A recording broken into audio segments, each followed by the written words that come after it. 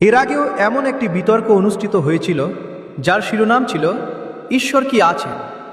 আজকের এই আলোচনায় প্রবেশ করার আগে আমি এই বিতর্কের নিয়মাবলী আপনাদের সামনে পরিষ্কারভাবে তুলে ধরতে চাই, যাতে আমাদের এই আলোচনা কখনোই তর্ক বা ঝগড়ায় পরিণত না হয়। ঠিক যেমন বাড়ির বড়রা ঘরের আলোচনায় শৃঙ্খলা বজায় রাখেন, এই বিতর্কের ক্ষেত্রেও সেটাই আমাদের লক্ষ্য। এটি একটি শিক্ষিত ও একাডেমিক বিতর্ক। এই বিতর্কের কাঠামো হবে এমন: সবার প্রথমে দুজন বিদ্বানের মধ্যে একজন তার বক্তব্য রাখবেন। প্রথমেই তরুণ ইসলামিক স্কলার মুফতি সামায়েল নদভী সাহেব 10 মিনিট ধরে তার বক্তব্য উপস্থাপন করবেন। এরপর জাভেদ আখতার সাহেব 10 মিনিট সময় নিয়ে তার বক্তব্য রাখবেন। এরপর দুজনকেই সুযোগ দেওয়া হবে একে অপরকে প্রশ্ন করার। এটি হবে একটি যৌথ পর্ব, যার পরে শুরু হবে ব্যাটল রাউন্ড, একটি সরাসরি প্রশ্ন উত্তরের পর্ব। এই অংশের জন্য আমরা সময় রেখেছি প্রায় 16 মিনিট। সবশেষে উভয় বিদ্বানকে আবারও 5 মিনিট করে সময় দেওয়া হবে তাদের ক্লোজিং আর্গুমেন্ট অর্থাৎ শেষ বক্তব্য রাখার জন্য। এরপরেই আসবে এই বিতর্কের সবচেয়ে গুরুত্বপূর্ণ অংশ, আপনাদের প্রশ্ন। এখানে উপস্থিত দর্শক এবং ইন্টারনেটে বসে থাকা লক্ষ লক্ষ মানুষ সবার প্রশ্ন নেওয়া হবে। এই পর্বের জন্য রাখা হয়েছে 30 মিনিট। সব মিলিয়ে এই আলোচনা চলবে প্রায় 2 ঘন্টা। তবে 2-3টি মৌলিক বিষয় আমাদের অবশ্যই মনে রাখতে হবে। এখানে কোনো স্লোগান বা কোনো হট গোল গ্রহণযোগ্য নয়, কারণ পুরো দুনিয়া আমাদের দেখছে। আমাদের এমন একটি উদাহরণ তৈরি করতে হবে যেন মানুষ বুঝতে পারে শিক্ষিত মানুষরা ভিন্নমত পোষণ করেও একই টেবিলে বসে শান্তভাবে কথা বলতে পারেন। আমার সামনে বসে আছেন জওহরলাল নেহেরু বিশ্ববিদ্যালয়ের অধ্যাপক পুরুষোত্তম আগরওয়ালজি। তিনি আমাদের শিখিয়েছিলেন সহমতের সাহস এবং দ্বিমতের বিবেক, এই দুটিই সমান জরুরি। আরেকটি বিষয় স্পষ্ট করে বলা প্রয়োজন, এটি কোনো নির্দিষ্ট ধর্মের পক্ষে বা বিপক্ষে বিতর্ক নয়। কোনো ধর্মকে মহান প্রমাণ করা বা কাউকে খাটো করার জন্য এই আয়োজন নয়। যদি কেউ সেই উদ্দেশ্যে এখানে এসে থাকেন, তাহলে তারা হয়তো হতাশ হবেন। ধর্মীয় প্রতীকের ব্যবহার নিয়েও আমরা সংযম বজায় রাখব। এই দুজন মানুষ যাদের এখন আপনাদের খুব গম্ভীর মনে হচ্ছে, আসলে তারা দুজনেই অত্যন্ত ভদ্র ও ভালো মানুষ। গতকাল সন্ধ্যায় চায়ের আড্ডায় তাদের দেখা হয়েছিল, অনেক হাসি ঠাট্টাও হয়েছিল, এমনকি একসাথে ছবি তোলাও হয়েছে। এটাই প্রমাণ করে যে ইন্টারনেটে আমরা যে হট্টগোল দেখি, বাস্তবে মানুষ অনেক বেশি শান্ত এবং সংলাপের জন্য প্রস্তুত। টুইটারের কথা টুইটারেই থাক। এলন মাস্ক অবশ্য আজকাল একে এক্স বলেন। এখন বিতর্কের শুরুতে আমি আমাদের দুই বিদ্বানের পরিচয় করিয়ে দিতে চাই। যদিও তাদের আলাদা করে পরিচয়ের প্রয়োজন নেই, তবুও সাংবাদিকতায় আমাদের শেখানো হয় কখনো অনুমান করো না, বিজ্ঞানও একই কথা বলে। প্রথমেই মুফতি সামায়েল নদভী সাহেব। তিনি একজন ইসলামিক বিদ্বান, শিক্ষাবিদ এবং কলকাতার ওয়াইহান ফাউন্ডেশনের প্রতিষ্ঠাতা।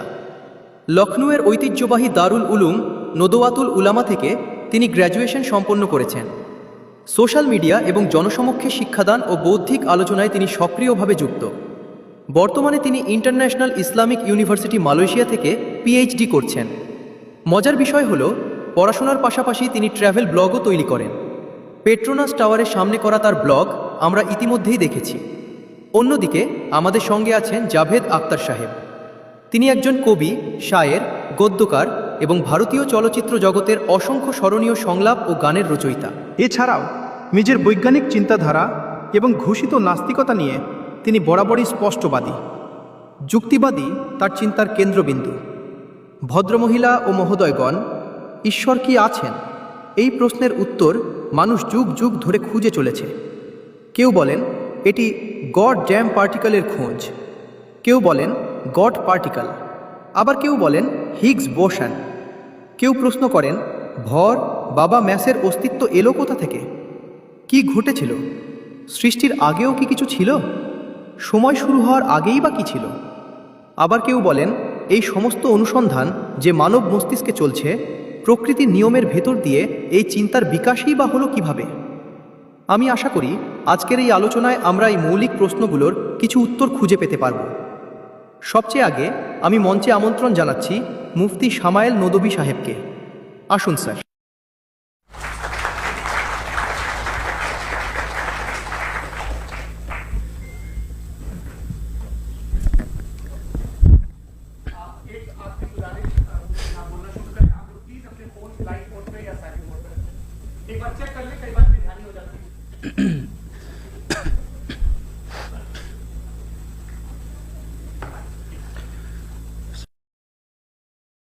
সমস্ত প্রশংসা সেই স্রষ্টার জন্য, যিনি এই মহাবিশ্বকে একটি নির্দিষ্ট উদ্দেশ্যের অধীনে সৃষ্টি করেছেন।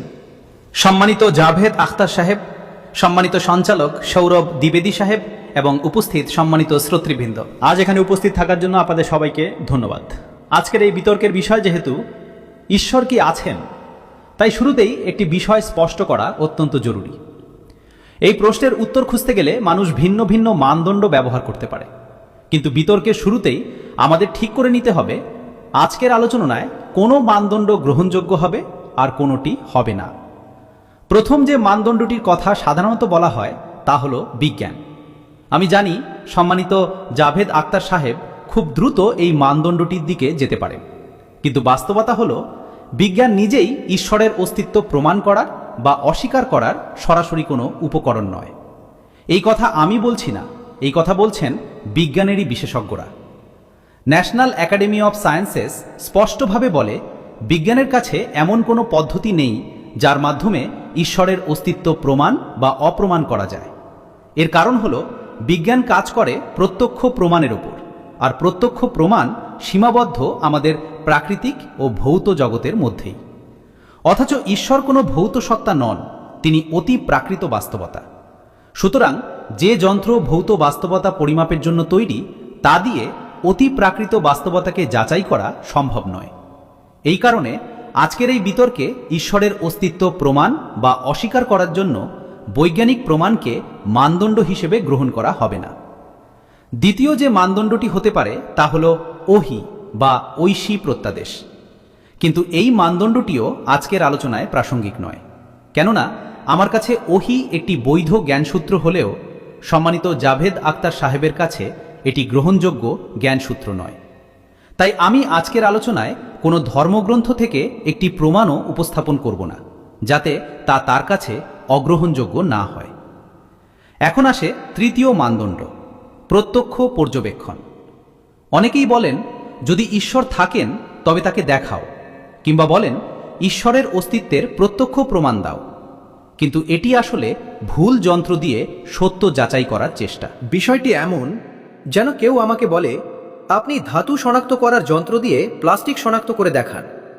এখন যেহেতু প্লাস্টিক ধরা পড়ছে না, তাই কি বলা যাবে প্লাস্টিকের অস্তিত্ব নেই? না, সমস্যা প্লাস্টিকে নয়, সমস্যা যন্ত্রে। এই যন্ত্রটি প্লাস্টিক শনাক্ত করার জন্য তৈরি হয়নি। ঠিক তেমনি ঈশ্বরের অস্তিত্ব যাচাই করতে প্রত্যক্ষ প্রমাণ দাবি করা একটি শিশুসুলভ দাবি। আর সম্মানিত জাভেদ আখতার সাহেব এই স্তর অনেক আগেই অতিক্রম করেছেন। সুতরাং এখন একটাই মানদণ্ড বাকি থাকে, বুদ্ধি, যুক্তি এবং বিচারবোধ।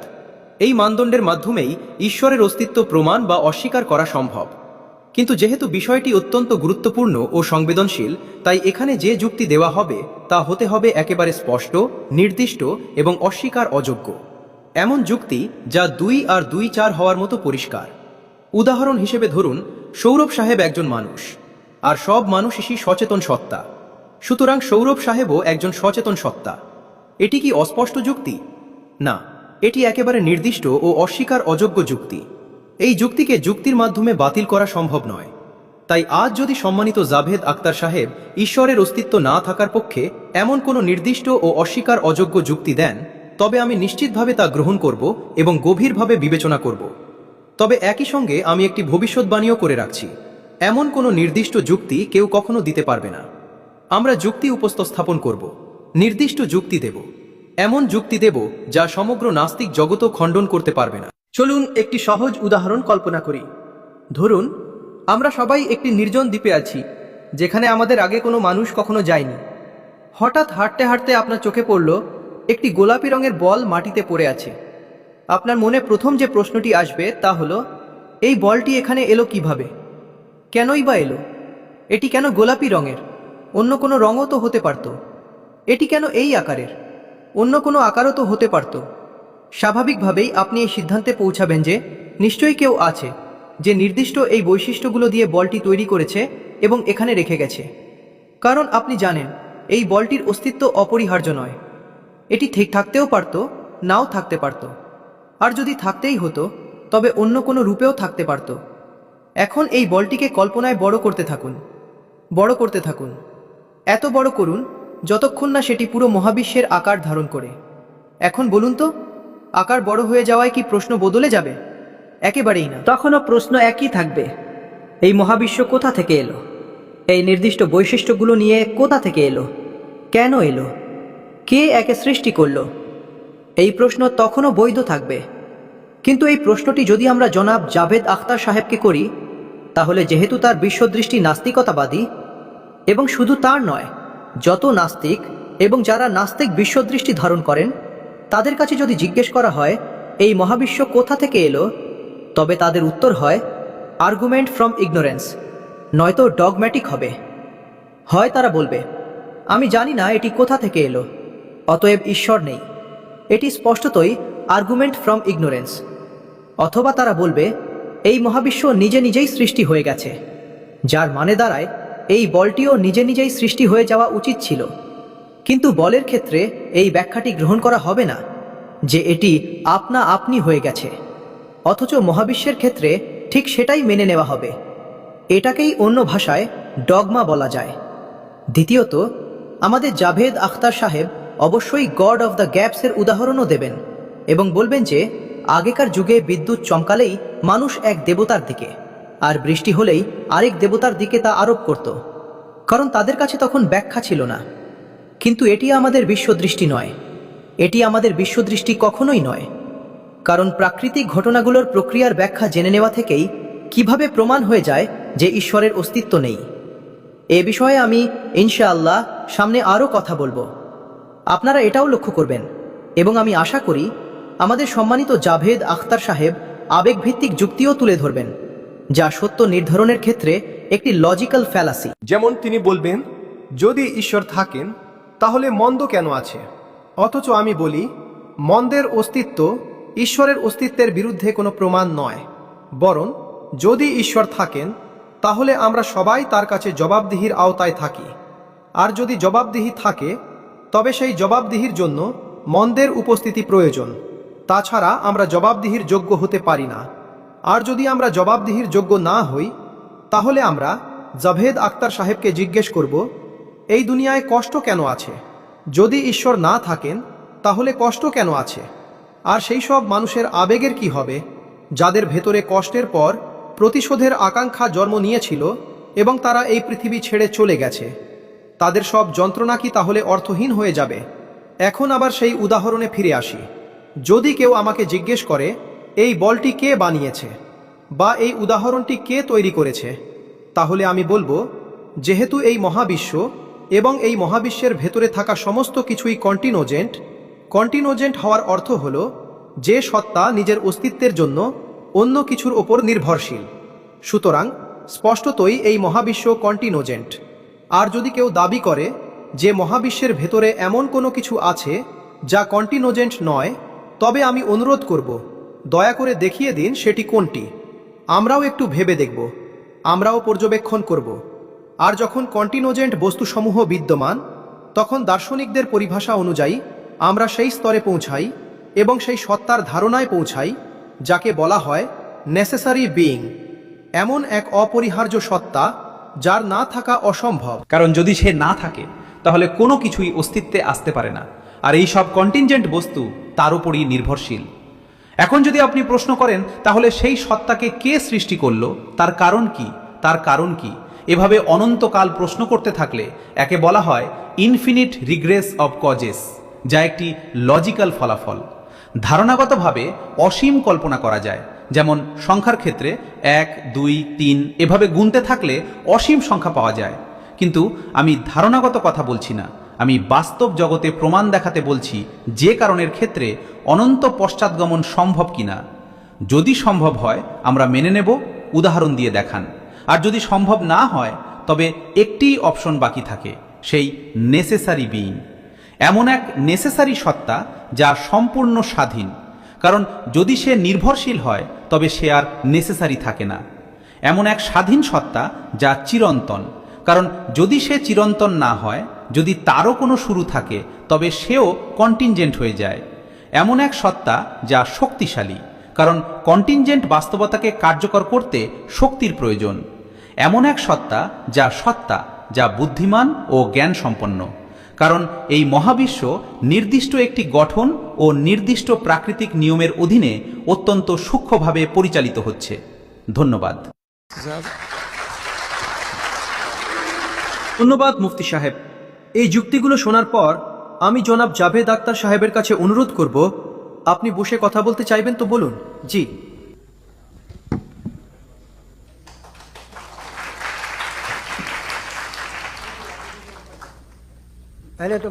প্রথমেই আমি মুফতি সাহেবকে একটি ভালো খবর দিতে চাই। বিজ্ঞানের বিষয়ে আমার জ্ঞান খুবই সীমিত, তাই আপনি চিন্তা করবেন না। তবে আমার মধ্যে কিছু কমন সেন্স আছে। দেখুন, ঈশ্বরের ধারণা কোনো নতুন ধারণা নয়, এটি শত শত বছর ধরে বিদ্যমান। কিছু ধর্ম 3000, 4000 বছরের পুরনো হতে পারে, কিন্তু মানুষ তো প্রায় 10,000, 12,000 বছর ধরে অস্তিত্বে আছে, হোমো স্যাপিয়েন্সের রূপে। অ্যান্ড সবসময় কোনো না কোনো ধর্ম থেকেছে। এই ধর্মগুলো অজ্ঞ লোকদের ছিল না, এগুলো ছিল এমন গ্রিক সমাজের ধর্ম যেখানে বড় বড় দার্শনিক জন্ম নিয়েছেন। এগুলো ছিল মিশরীয়দের ধর্ম যারা পিরামিড বানিয়েছিল। এগুলো ছিল রোমানদের ধর্ম যাদের স্থাপত্য আর সেনেট মানে গণতন্ত্রের প্রাথমিক ভিত্তি সীমিত হলেও গণতন্ত্র ছিল, এই সবই তারা করেছিল। তাই তাদের জুপিটার, রা, জিউস এই দেবতাদের ওপর তাদের বিশ্বাস আজকের কোনো ধার্মিক মানুষের নিজের ঈশ্বরের ওপর বিশ্বাসের মতোই দৃঢ় ছিল। খ্রিস্ট ধর্ম আসার আগে ইউরোপে একটি ধর্ম ছিল, জার্মানিক ধর্ম, যার এক দেবতা ছিল, তার এক স্ত্রী ছিল, 2 ছেলে ছিল, 1 মেয়ে ছিল। এরপর যখন ইউরোপে খ্রিস্ট ধর্ম এলো, সেই দেবতা, তার স্ত্রী আর পুরো পরিবারটাই হারিয়ে গেল। তাই যদি আমরা ইতিহাস দেখি তাহলে দেখা যায় ঈশ্বররা অধিকাংশ ক্ষেত্রেই ক্ষণস্থায়ী ছিলেন, তারা চিরকাল থাকেননি। আর যারা তাদের মানত, তাদের সম্পর্কে আপনি এটা বলতে পারেন না যে তারা অজ্ঞ ছিল বা কিছুই জানত না, তা নয়। তারা তাদের সময়ে খুবই সক্ষম মানুষ ছিল, বড় বড় কাজ করেছে, দার্শনিক ছিল, বিজ্ঞানী ছিল। কিন্তু তাদের ধর্ম কোথায় গেল? তাদের ঈশ্বর কোথায় গেল? আজ যে ঈশ্বরদের মানুষ মানে, আপনি কিভাবে নিশ্চিত যে কয়েক শত বছর পর কি হবে? ইউরোপের দিকে তাকালে আমরা দেখি চার্চগুলো ফাঁকা হয়ে যাচ্ছে। সময়ের সঙ্গে সঙ্গে জিনিসপত্র বদলে যায়। যেখানে ধর্মের কথা আসে, প্রতিটি ধর্মই আপনার কাছে একটি জিনিস চায়, ফেইথ। এই ফেইথ আসলে কি? ফেইথ আর বিলিফের মধ্যে পার্থক্য কি? এটা খুবই বোকামি হবে বলা যে যদি ঈশ্বর থাকেন তবে তা জাহিলিয়াতের কথা। আমি তো নর্থ পোল দেখিনি, কিন্তু আমি বিশ্বাস করি নর্থ পোল আছে। আমি কেন বিশ্বাস করি? কারণ যদি এই পৃথিবী গোল হয় তাহলে তার একটি টপ থাকতেই হবে। কিছু মানুষ সেখানে গিয়েও এসেছে।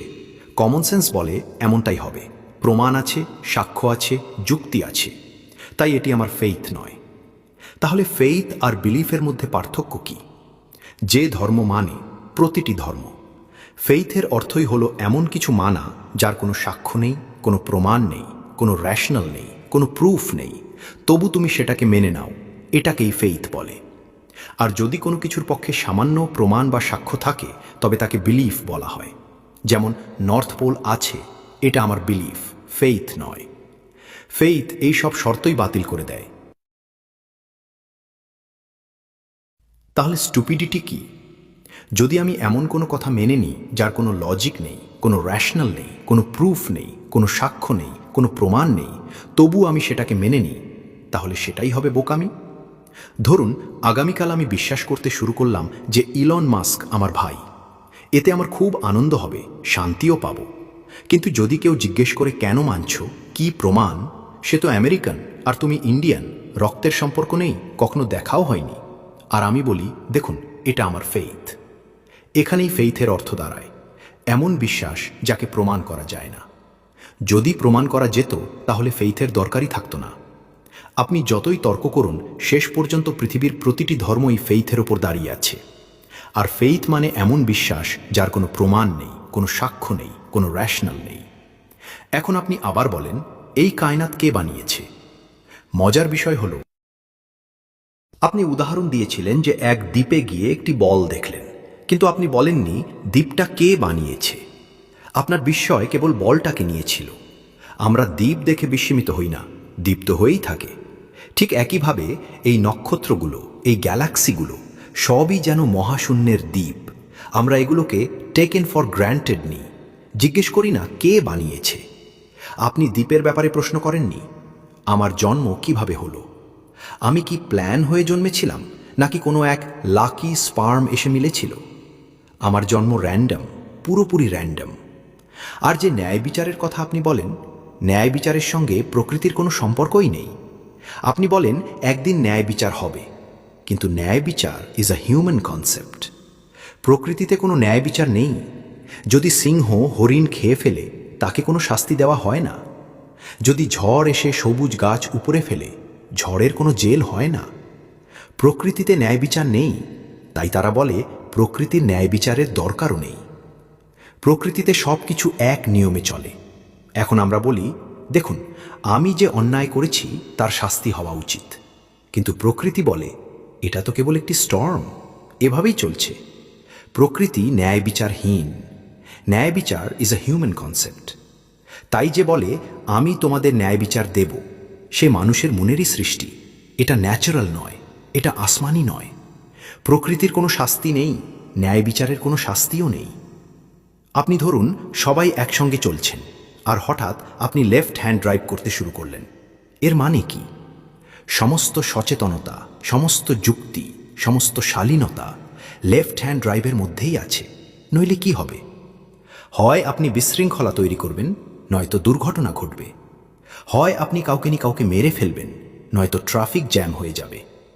মিথ্যা, অসততা, ঘুষখোরি এসবই আসলে ড্রাইভিংয়ের ভেতরের হর্ন সাইন। এগুলো আমরা নিজেরাই বানিয়েছি। যেমন আমরা লেফট হ্যান্ড ড্রাইভ বানিয়েছি। এই যে ন্যায় বিচারের ধারণা, এটা আমাদের তৈরি। এর সঙ্গে প্রকৃতির কোনো সম্পর্ক নেই। সিংহ যদি হরিণ খেয়ে ফেলে তার কোনো জেল হয় না, কিছুই হয় না।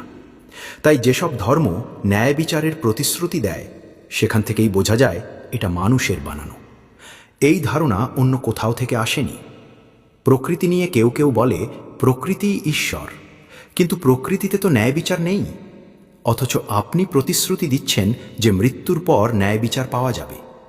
আমি যদি পাই খুব খুশি হব, কিন্তু আমি সেটা বিশ্বাস করতে পারি না, কারণ আমি ফেইথ তৈরি করতে পারি না। The very fact that religions demand faith, এর মানে হলো তাদের কাছে জাস্টিফিকেশন নেই। ঠিক আছে, যদি ধর্ম সংযমের মধ্যে থাকে, চরমপন্থী না হয়, তবে তা আপনার ভেতরে কিছু গুণও তৈরি করতে পারে।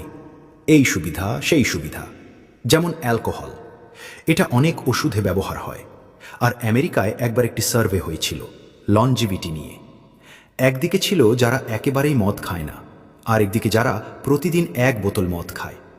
দেখা গেছে সবচেয়ে বেশি দীর্ঘায়ু হয় যারা দিনে 2 পেগ মদ খায় আর ভালো খাবার খায়। তবু আমরা মদকে খারাপ মনে করি। আমিও খারাপই মনে করি। কেন? কারণ কিছু জিনিসে আসক্তির প্রবণতা থাকে, যা বাড়তেই থাকে। আজ পর্যন্ত আমি এমন কাউকে দেখিনি যে দুধ খায়। 10 বছর পরেও দেখবেন সে 1 গ্লাসই দুধ খায়, সকালে থেকে সারাদিন দুধ খেতেই থাকে, এমন হয় না। কিন্তু অ্যালকোহলে আমি দেখেছি মানুষ অ্যালকোহলিক হয়ে যায়। এটাই সেই প্রবণতা। ধর্মের মধ্যেও এই প্রবণতা থাকে যে তা বাড়তে থাকে, ক্যান্সারের মতো, মদের মতো। কিছু মানুষ হয়তো এটাকে সঠিকভাবে ব্যবহার করে। আমি বিশ্বাস করি আমাদের মুফতি সাহেবও তাদের একজন। এতে আমার খুব ভালো লেগেছে। কিন্তু এমন মানুষ কতজন? আজ পৃথিবীতে যে ধ্বংসযজ্ঞ দেখছেন, তাতে কতটা ভূমিকা রয়েছে তাদের, যারা নিজেদের বিশ্বাসী বলে ধর্ম এটা বলে না, ওটা বলে। হয়তো বলে, কিন্তু যখন তারা ধর্ম খেতে শুরু করে তখন এমনভাবেই গিলতে থাকে। অল্প হলে হয়তো খুব ভালো কথা, কিন্তু মদ কখনো অল্পতেই থাকে না। এর ভেতরে শুরু থেকেই বাড়তে থাকার প্রবণতা থাকে। ঠিক যেমন শরীরে যদি প্রথমে 2-3টি ক্যান্সারের সেল থাকে, মানুষ তখনও সুস্থই থাকে, কিন্তু সেই 2-3টি সেল আর থেমে থাকে না, সেগুলো जावेद साहब टाइम বহু গুণে ছড়িয়ে। टाइम हो गया। लो बस बात खत्म हो गई। अच्छा, मुझे कुछ और कहने को था भी नहीं। এখন আমি প্রথম জবাবি পর্বের জন্য মুফতি সাহেবকে আমন্ত্রণ জানাচ্ছি। রিবাটাল রাউন্ড, আপনার হাতে সময় আছে। ধন্যবাদ জাভেদ সাহেব, আপনার কথা শুনে আমরা মেহজুজ হয়েছি। মেহজুজ মানে আনন্দিত হয়েছি, সত্যি আমরা উপভোগ করেছি। প্রথমেই আমাদের সম্মানিত জাভেদ সাহেব বললেন ঈশ্বর নশ্বর, অনেক ধর্ম চলে গেছে। কেউ জুপিটারকে ঈশ্বর মানত, কেউ অন্য কাউকে। আমি বলি যে কন্টিনোজেন্ট সত্তাকে ঈশ্বর ভেবেছে, সে ভুল ভেবেছে, সেটাই ঈশ্বর নয়। আমরা তো নেসেসারি বিইং প্রমাণ করতে বসেছি যে নেসেসারি কারণ চিরন্তন, যা অবিনশ্বরও, অনাদি, অনন্ত। দ্বিতীয়ত, তিনি ফেইথ ও বিলিফের যে সংজ্ঞা দিলেন, এটা নতুন নয়। প্রথমবার এই সংজ্ঞা দেননি তিনি, এটি প্রথমে দিয়েছেন রিচার্ড ডাউকিন্স। আমি জানি এই সোর্স কোথা থেকে এসেছে। এপিস্টেমোলজিক্যালি ফেইথ আর বিলিফের পার্থক্য এভাবে করা যায় না। ফেইথও সঠিক হতে পারে, ভুলও হতে পারে। বিলিফও সঠিক হতে পারে, ভুলও হতে পারে। যে বিশ্বাস লজিক, রিজন ও এভিডেন্স দ্বারা সমর্থিত, সেই ফেইথ সঠিক। আর আপনি যে ফেইথের কথা বলছেন, যা অযৌক্তিক, যার পেছনে কিছুই নেই, আমরা সেটার পক্ষেই নই। আমরা এমন কোনো ফেইথ মানি না যার পেছনে লজিক নেই, এভিডেন্স নেই। আমরা সেই ফেইথের পক্ষেই যার পেছনে লজিক আছে এবং এভিডেন্স আছে। আজ এখানে প্রশ্ন এটা নয় আপনি ফেইথ নিলেন না বিলিফ নিলেন। আজ প্রশ্ন হলো ট্রুথ কি, ট্রু বিলিফ কি, ট্রু ফেইথ কি, আর ফালস ফেইথ কি, ফালস বিলিফ কি। আলোচনা সেটাই। এরপর তিনি জিজ্ঞেস করলেন স্টুপিডিটি কি। যদি ধর্মীয় ফেইথ স্টুপিডিটি না হয়, তাহলে স্টুপিডিটি কি? আমি বলি স্টুপিডিটি হলো নাস্তিকতা। কেন? ধরুন আপনি রাস্তা দিয়ে যাচ্ছেন, একটি বাগানে ঢুকে দেখলেন ফুল দিয়ে লেখা আছে আই লাভ জাবেদ আখতার, এবং সত্যি স্যার আমিও আপনাকে ভালোবাসি। এখন সেখানে পৌঁছে আপনি কি বলবেন? ওয়াও, কি চমৎকার ন্যাচারাল সিলেকশন। না, এটা স্পষ্টভাবে ডিজাইন করা, এর পেছনে ডিজাইনার আছে। সুতরাং যদি কেউ এই সাধারণ বোধের কথাটাই মানতে রাজি না হয় যে এত নিখুঁতভাবে কাজ করা এই মহাবিশ্ব নিজে নিজেই হয়ে গেছে, তাহলে আমি মনে করি এর চেয়ে বড় বোকামি আর কিছু নেই। এটা সম্পূর্ণ অযৌক্তিক কথা। এরপর আমাদের সম্মানিত বক্তা বললেন, আপনি বলের দিকে ফোকাস করেছেন, দ্বীপের দিকে করেননি। আর আমি বলছি, দ্বীপকে কে বানিয়েছে সেটাই বোঝানোর জন্য তো বলের উদাহরণ দিয়েছি। বলও কন্টিনোজেন্ট, দ্বীপও কন্টিনোজেন্ট, দুটোই নেসেসারি বিইংয়ের দাবি করে। এরপর তিনি বললেন, প্রকৃতিতে কোনো ন্যায় নেই। আমরা ঠিক করি নৈতিকতা কি, ন্যায় কি। যেমন ড্রাইভিংয়ের নিয়ম বা ট্রাফিকের আইন, এটা কোনো ঈশ্বর বলেননি। এটাকে বলা হয় ফালস ইকুইভ্যালেন্স। এটি একটি লজিক্যাল ফালাসি। আপনি ড্রাইভিং আর ট্রাফিকের উদাহরণ দিয়েছেন, এগুলো সাবজেক্টিভ মোরালিটি। আর সাবজেক্টিভ মোরালিটির উদাহরণ দিয়ে অবজেক্টিভ মোরালিটির ওপর কিছু চাপিয়ে দেওয়া যায় না। ন্যায় বিচার হলো অবজেক্টিভ মোরালিটি। আপনি যদি বলেন প্রকৃতিতে ন্যায় নেই, তাহলে ন্যায় না থাকাটাই যদি ন্যাচারাল হয়, তবে প্রকৃতিকে প্রকৃতি হিসেবেই থাকতে দিন। তাহলে আমরা কেন এত চেষ্টা করছি দুনিয়ায় ন্যায় প্রতিষ্ঠা করতে? এটা তো অযৌক্তিক কথা। তাই অনেক বিষয় আছে যা অবজেক্টিভভাবে ভালো বা মন্দ, আর অনেক বিষয় আছে যা সাবজেক্টিভ। সাবজেক্টিভ মোরাল বা ইমোরাল বিষয়গুলো আমরা সামাজিক ঐকমত্য বা ব্যক্তিগত পছন্দের মাধ্যমে নির্ধারণ করি। কিন্তু যে অবজেক্টিভ মোরালিটি, যার মধ্যে ন্যায় অন্তর্ভুক্ত, এটা অবজেক্টিভ, সাবজেক্টিভ নয়। আপনি যদি বলেন এটা সাবজেক্টিভ, তাহলে আমার প্রশ্ন হলো, যদি সামাজিক ঐকমত্যের মাধ্যমে জুলুমকে সঠিক বলে ঘোষণা করা হয়, তাহলে কি আপনি জুলুমকে ন্যায়কে ন্যায্যতা দেবেন? দ্বিতীয়ত তিনি বললেন, দুপেগ মদ খেলে তা বাড়তে থাকে। আর ধর্মের ক্ষেত্রেও একই ব্যাপার। এই উদাহরণ এমন যে যেখানেই খুশি ফিট করানো যায়। আপনি চাইলে নাস্তিকতার ওপরও ফিট করতে পারেন। আপনি যদি দুপেগ নাস্তিকতা খান, সেটাও বাড়তে বাড়তে নর্থ কোরিয়া হয়ে।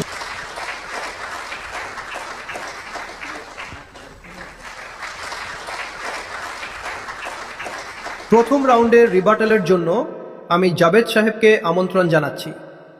আপনার কাছে 7 মিনিট সময় আছে। দয়া করে টাইমার রিসেট করে দিন। আমার আনন্দ হচ্ছে যে প্রতিপক্ষ এটাও মেনে নিয়েছেন যে প্রকৃতিতে কোনো ন্যায় নেই। সুতরাং যে জিনিস মানুষ বানায়নি তার মধ্যে ন্যায় থাকে না। আমি আপনাকে একটি কথা বলবো, দয়া করে খেয়াল করুন, আপনি যে বাগানে যান সেখানে যে সুন্দর ফুল দেখেন তার কোনোটাই প্রাকৃতিক নয়, সবই মানুষের তৈরি। জঙ্গলে যে ফুলগুলো হয় সেগুলো খুব সাধারণ। এই বাগানের ফুলগুলো মানুষের হাতে তৈরি। বিভিন্ন ফুল ক্রস করে, আবার ক্রস করে উন্নত করে তৈরি করা হয়েছে। আপনি কোনো বনে গিয়ে এমন সুন্দর গোলাপ দেখবেন না। এগুলো সব মানুষের বানানো। মানুষ অনেক কাজই করেছে, কিন্তু একটি বিষয়ে আপনি আমার প্রশ্নের জবাব দেননি, আর সেটাই আমার অভিযোগ। ফেইথ কি? আর আপনি আমার কাছে ফেইথ কেন চান? আপনি তো নিজেকে লজিক্যাল বলেন, আপনার তো সব র্যাশনাল আছে, সব প্রমাণ আছে। তাহলে আপনি ফেইথ কেন দাবি করেন? কেন বলেন আত্মসমর্পণ করো আর প্রশ্ন করো না? কোনো ধর্মই সব প্রশ্ন করার অনুমতি দেয় না, বরং বলে বেশি প্রশ্ন করলে পথভ্রষ্ট হয়ে যাবে। আপনি কেন প্রশ্ন থামান? বাস্তবতা হলো মানব ইতিহাস আসলে কি? মানব ইতিহাস হলো এই যে দুনিয়ায় সবসময় দুই ধরনের মানুষ ছিল। একদল মানুষ ছিল যারা নিজেদের অজ্ঞতার উপাসনা করেছে, আর আরেক দল ছিল যারা নিজেদের অজ্ঞতার সঙ্গে লড়াই করেছে এবং জানার চেষ্টা করেছে আসলে কি রয়েছে। আজ আপনি যে কথাটা বলছেন, যে আপনি বিস্মিত হচ্ছেন এই মহাবিশ্ব কিভাবে তৈরি হলো, আগেও মানুষ বিস্মিত হতো। সূর্য যখন অস্ত যায় তখন সে কোথায় যায়, এই প্রশ্নেও মানুষ বিস্মিত ছিল। কিন্তু আপনি এক ধাপ এগিয়ে গিয়ে চিরন্তন কোনো শক্তিকে মেনে নিতে রাজি, অথচ এক ধাপ পেছনে গিয়েই এখানেই প্রশ্ন না করতে বলেন যে এটা কোথা থেকে এলো, এই শক্তি নাকি চিরকাল ছিল। তাহলে মহাবিশ্বের ক্ষেত্রে এক ধাপ আগেই কেন থেমে যাবেন? কেন বলবেন এটা চিরকাল ছিল কিনা আমরা জানি না, আর আমরা জানি না বলা কি কোনো অপরাধ? আশ্চর্যের বিষয় হলো পৃথিবীর সব ধর্ম সব কিছু জানে। এই দুনিয়া কিভাবে সৃষ্টি হয়েছে, কিভাবে ধ্বংস হবে, মৃত্যুর পর কি হবে, সবই জানা। কিন্তু ডাইনোসর ছিল, এই তথ্যটা কেউ জানত না। কোনো ধর্মগ্রন্থেই ডাইনোসরের উল্লেখ নেই, অথচ বাকি সব কিছু, how to make the universe for dummies, সব জানা। যার সব জানা তার তো সবই জানা। অথচ আমাদের মধ্যে এই বিনয় থাকা উচিত যে আমরা বলবো অনেক কিছুই আমরা জানি না, কিন্তু আমরা যেন নিজেদের অজ্ঞতার উপাসনা না করি, বরং জানার চেষ্টা করি। আপনি যে পৃথিবীতে বসে আছেন, এই হলো এই বিদ্যুৎ, এই মাইক, যে বিমানে করে আপনি এসেছেন, যে গাড়িতে করে এখানে এসেছেন, এসবই তৈরি করেছে তারা যারা প্রশ্ন করেছিল। আজ যে আরামে আপনি বসে আছেন, এই দুনিয়াটা তৈরি করেছে সেই মানুষগুলো যারা প্রশ্ন করেছিল। আর ইতিহাসের প্রতিটি পর্যায়ে সেই প্রশ্নগুলোকে অপবিত্র বলা হয়েছে, ভুল বলা হয়েছে।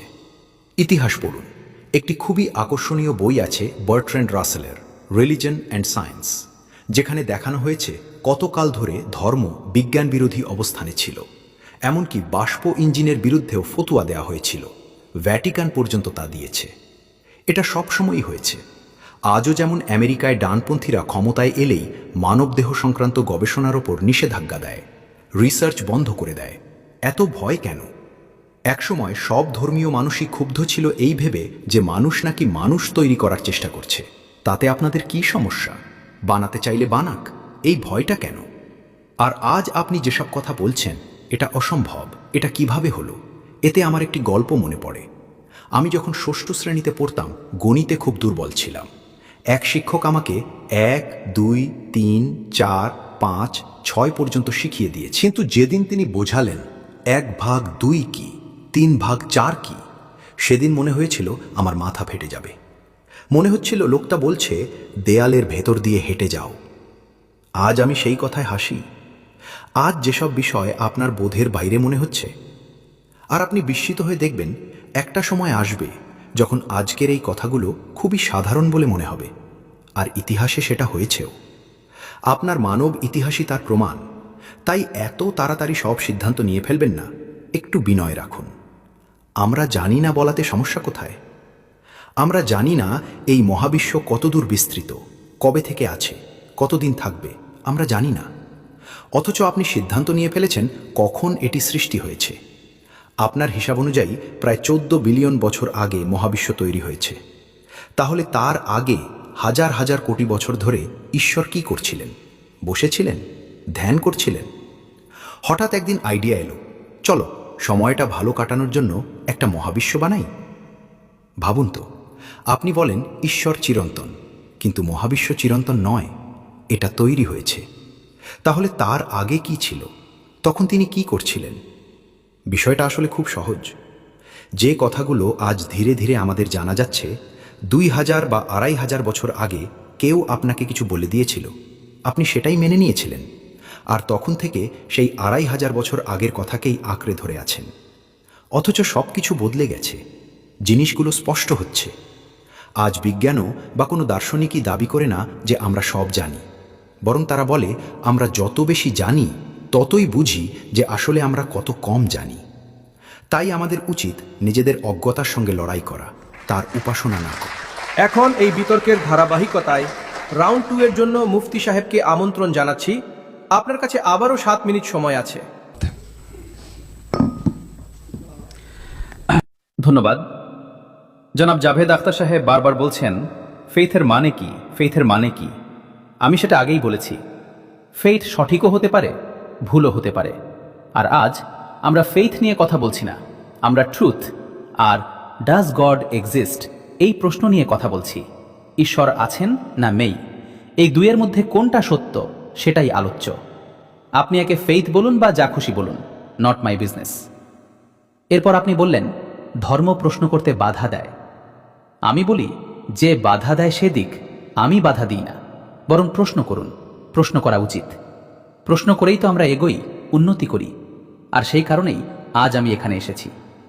কিন্তু প্রশ্ন শুধু ঈশ্বরকে নিয়েই হবে না, প্রশ্ন নাস্তিকতার কাছেও করা হবে।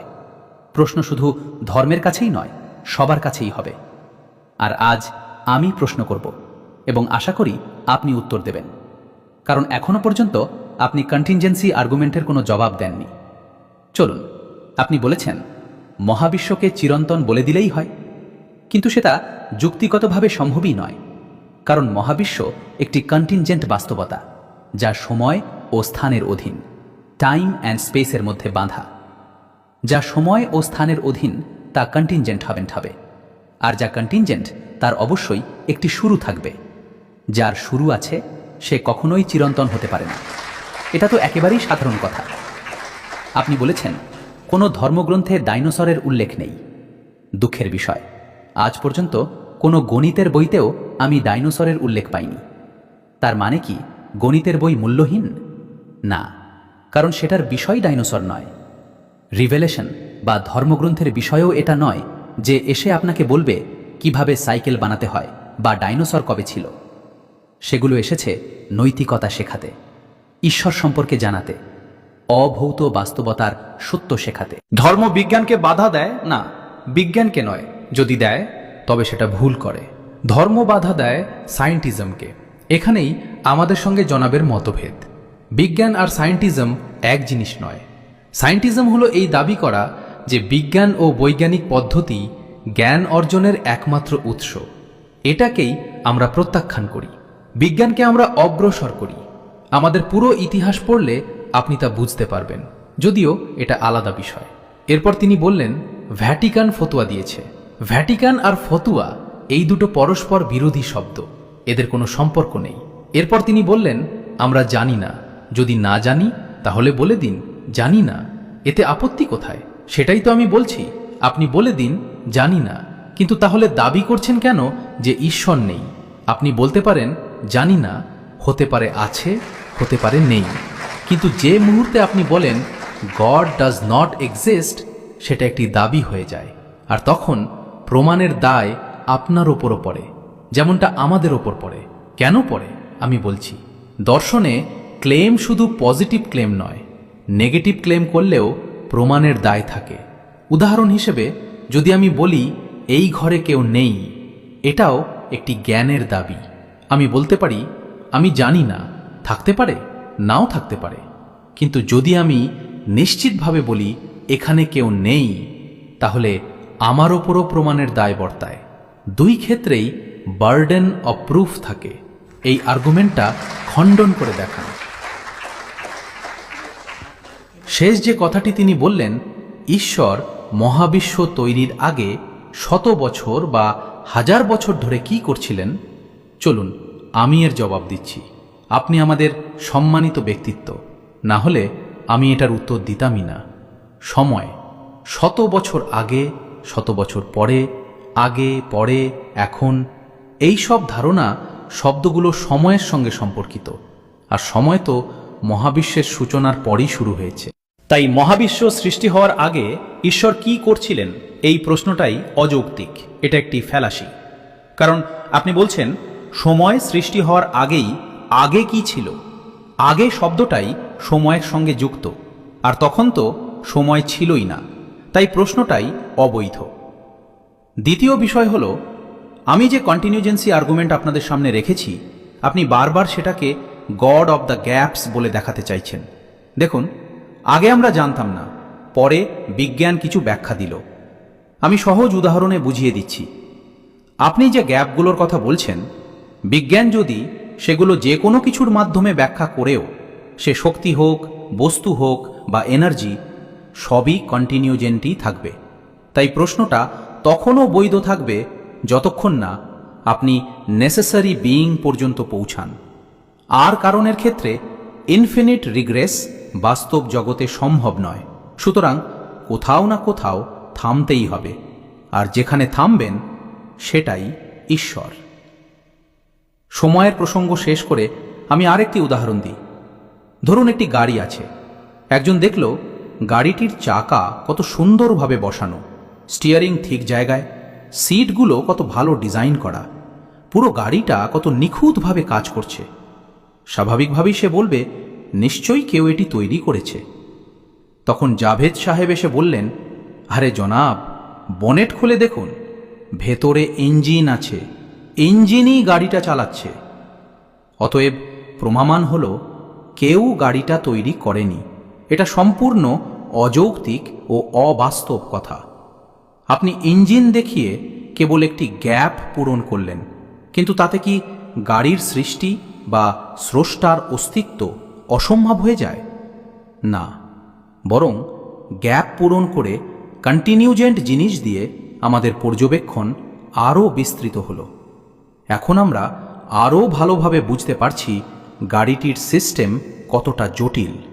আগে কম জানতাম, এখন জটিলতা আরও স্পষ্ট হয়েছে, আর আমাদের নিশ্চিততা আরও বেড়েছে যে নিশ্চয়ই কেউ না কেউ এই গাড়িটা বানিয়েছে। ঠিক একই বিষয় মহাবিশ্বের ক্ষেত্রেও প্রযোজ্য। বিজ্ঞান সবসময় ভৌত জগতের জিনিস দিয়েই ব্যাখ্যা দেবে এবং ভৌত জিনিস দিয়েই গ্যাপ পূরণ করবে, কারণ এম্পিরিক্যাল এভিডেন্সের সম্পর্ক ভৌত জগতের সঙ্গে। বিজ্ঞান দিয়ে আপনি কখনোই মেটাফিজিক্যাল বাস্তবতা প্রমাণ করতে পারবেন না। এটা ভুল টুল ব্যবহার করার মতো। ঠিক যেমন মেটাল ডিটেক্টর দিয়ে প্লাস্টিক শনাক্ত করতে যাওয়া, যা স্পষ্টতই সঠিক নয়। ধন্যবাদ। জি, এটা আর্গুমেন্টের রাউন্ড 2, 7 মিনিট সময়। প্রথমেই আমি আপনার কথার জবাব দিই।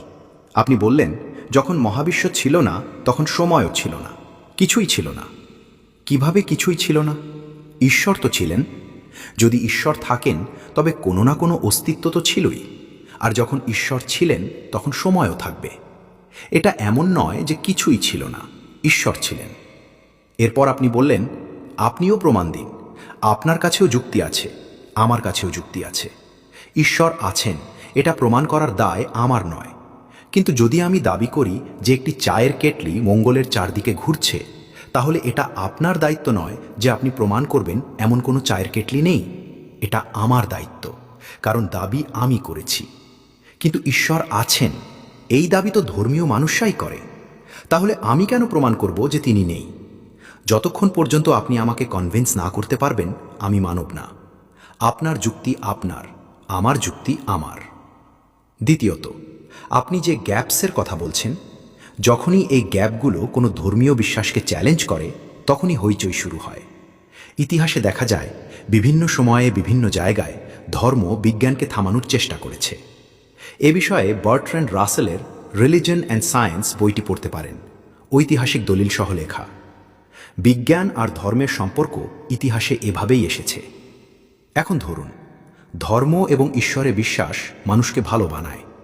তাহলে একটা কাজ করুন, ভারতের বা বিশ্বের মানচিত্র নিন এবং চিহ্নিত করুন কোথায় ধর্মীয়তা বেশি। লাতিন আমেরিকা, মধ্যপ্রাচ্য, আফ্রিকা বা ভারতের যে অঞ্চলগুলোতে ধর্মীয়তা বেশি। তারপর আরেকটা মানচিত্র নিন যেখানে অন্যায়, দমন, নারীর অধিকার লঙ্ঘন, জুলুম বেশি। দেখবেন মানচিত্র দুটো এক হয়ে যাচ্ছে। তাহলে আমাকে বলুন, এই ঈশ্বর ধারণার ব্যবহার কি? আপনি তো রাস্তার ধারে বসে ছোট ফ্ল্যাট বা জিনিসের ব্যবহারও বলে দেন। এই ধারণার ব্যবহার কি? এর ব্যবহার তো কারো উপকারে আসেনি। যে দেশগুলো, যে সমাজগুলো সবচেয়ে খারাপ, সেখানে জুলুম সবই ঈশ্বরের নামে করা হয়। তারা ভুল করছে না ঠিক করছে, আমার কি আসে যায়? ব্যবহার দেখলেই তো বোঝা যায়। আপনি কখনো হুইস্কির বোতল দেখেছেন? লালচে রং, ঝকঝকে, সুন্দর, কাউকে কি ক্ষতি করছে? কিন্তু এর ব্যবহার ভুল, তাই আপনি অপছন্দ করেন। ঠিক তেমনি এই ধারণাটার ব্যবহারই ভুল এবং ইতিহাস জুড়ে ভুল হয়েছে। মানব ইতিহাস দেখুন, ভারত দেখুন, দুনিয়া দেখুন, কি হচ্ছে? কিভাবে ফেইথওয়ালারা এটাকে ব্যবহার করছে। যারা তাদের ঈশ্বরে বিশ্বাস করে তারা কেমন মানুষ, তারা কি ন্যায় দেয়, তারা কি ভালো মানুষ হয়? যদি এই ওষুধে এত উপকার হতো তাহলে আমিও ব্যবহার করতাম, কিন্তু আমি তো কোনো উপকারই দেখি না। বরং আমি এটা বলি, যদি কোনো মানুষ ধর্মীয় হয় এবং ভালো মানুষও হয়, আমি তাকে খুব সম্মান করি, কারণ আমার মনে হয় ধর্মীয় হয়ে ভালো মানুষ হওয়া আমার চেয়ে ভালো মানুষ হওয়ার থেকেও কঠিন। ভাই, সব কিছুরই একটা সীমা আছে। আপনি এতটা দৌড়াতে পারেন, তার বেশি পারেন না। এতটা ওজন তুলতে পারেন, তার বেশি পারেন না। এতটা দূর দেখতে পারেন, তার বেশি পারেন না, তার বেশি পারেন না। একইভাবে কমন সেন্স বলে আপনার নেকিরও একটা কোটা আছে। আপনি যদি সকালে উপাসনালয়ে গিয়ে ইবাদত করেন, বেরিয়ে এসে আপনার মনে হয় আমি খুব ভালো কাজ করেছি, আপনার নেকির বড় একটা কোটা খোটা খরচ হয়ে গেল, অথচ তাতে কারো কোনো উপকার হলো না। আমি যাই না, তাই আমাকে কাউকে খাওয়াতে হয়, কোনো বিধবাকে সাহায্য করতে হয়। আমি আমার কোটা কিভাবে খরচ করব সেটা দেখি।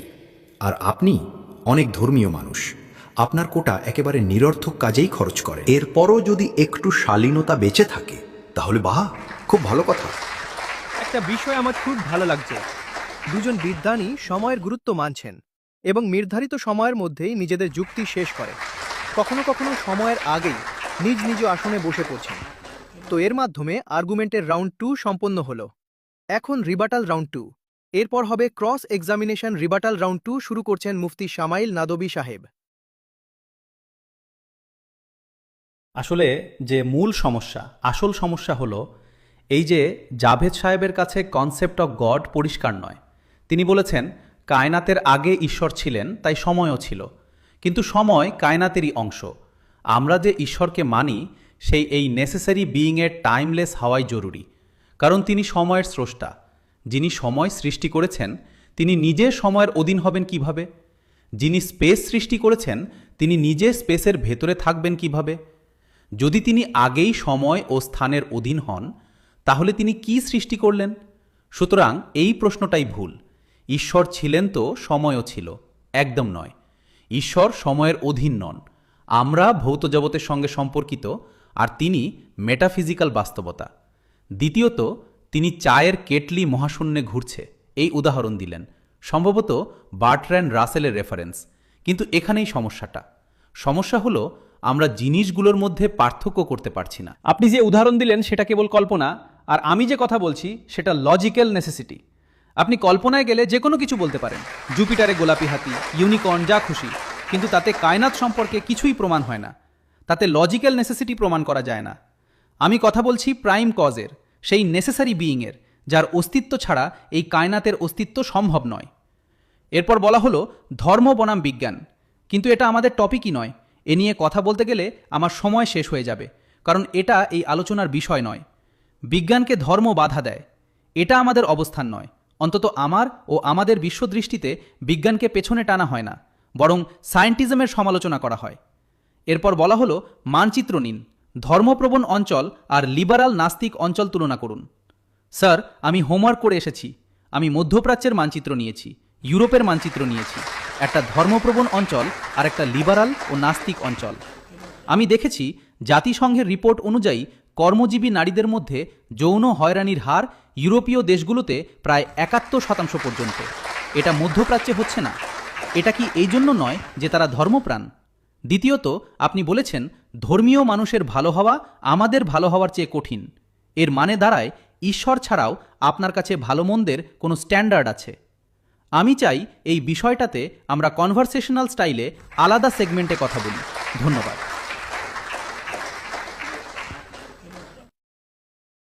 এটা রিবাটাল রাউন্ড 2। আপনার হাতে 5 মিনিট সময় আছে, এরপর ক্রস এক্সামিনেশন শুরু হবে।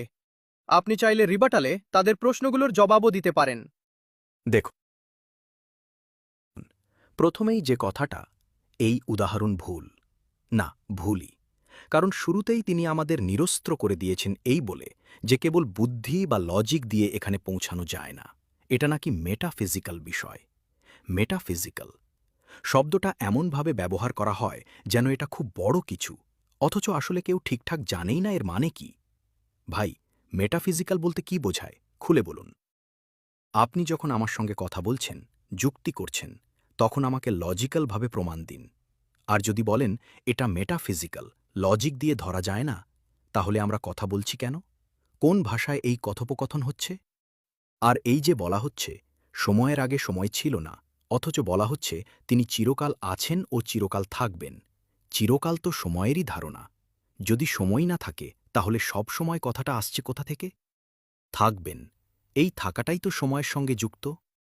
এরপর আপনি বললেন সেখানে বালুকণা বেশি, ঠিক আছে, কিন্তু আমরা একবার দেখি এই দুনিয়াটা কিভাবে চলছে যদি সত্যিই এমন এক সর্বশক্তিমান সত্তা থাকেন যার ইচ্ছা ছাড়া পাতাও নড়ে না।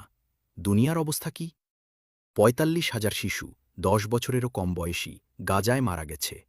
ক্ষুধায় কালাহান্ডিতে শিশু মারা যায়, ডিপথেরিয়ায় শিশু মারা যায়।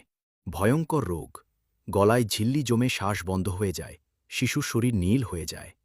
এগুলো হয় গরিবের শিশুর সঙ্গে। যদি তিনি সর্বশক্তিমান হন, যা ইচ্ছা করতে পারেন, তাহলে আমরা দোয়া কেন করি? এই কাজটা করে দাও। ওটা করে দাও মানে তিনি হস্তক্ষেপ করেন। তাহলে তিনি দেখছেন আর হস্তক্ষেপ করছেন, এটা যদি সত্য হয়, তবে আমি যখন দুনিয়াটা দেখি আমার হৃদয়ে তার জন্য কোনো সম্মান জন্মায় না। তিনি কি করছেন? আপনি সর্বশক্তিমান, সর্বত্র উপস্থিত। তাহলে গাজায়ও তো আপনি ছিলেন। আপনি দেখছিলেন শিশুদের কিভাবে টুকরো টুকরো করা হচ্ছে। আপনি দেখছিলেন, আর তারপরও চান আমি আপনার উপাসনা করব? আরে ভাই, আমাদের প্রধানমন্ত্রী তো এর চেয়ে ভালো। কিছু তো খেয়াল রাখেন। আশ্চর্য, আপনি কার কথা বলছেন? যদি তিনি থেকেও থাকেন, এই দুনিয়া অন্যায়, জুলুম, নিপীড়ন আর সহিংসতায় ভরা। আর দয়া করে এটা বলবেন না যে তিনি দেখছেন আর একদিন বিচার করবেন। যদি তিনি দেখেন আর হস্তক্ষেপ না করেন, তাহলে আপনি দোয়া কেন করেন? আপনি বলেন আমার এই কাজটা করে দাও, মানে তিনি হস্তক্ষেপ করতে পারেন। তিনি আপনাকে চাকরি দিতে পারেন, কারো মেয়ের বিয়ে করাতে পারেন, কারো ছেলেকে গ্রিন কার্ড পাইয়ে দিতে পারেন। তাহলে অন্তত এই যে শিশুদের মৃত্যু হচ্ছে, এটা তো থামাতে পারতেন। আমার কাছে মনে হয় যদি সত্যিই এই দুনিয়ার কোনো মালিক থাকেন, কোনো সর্বশক্তিমান শাসক থাকেন, আর এই দুনিয়া এমনভাবেই চলতে থাকে, তাহলে সেটা খুবই লজ্জার।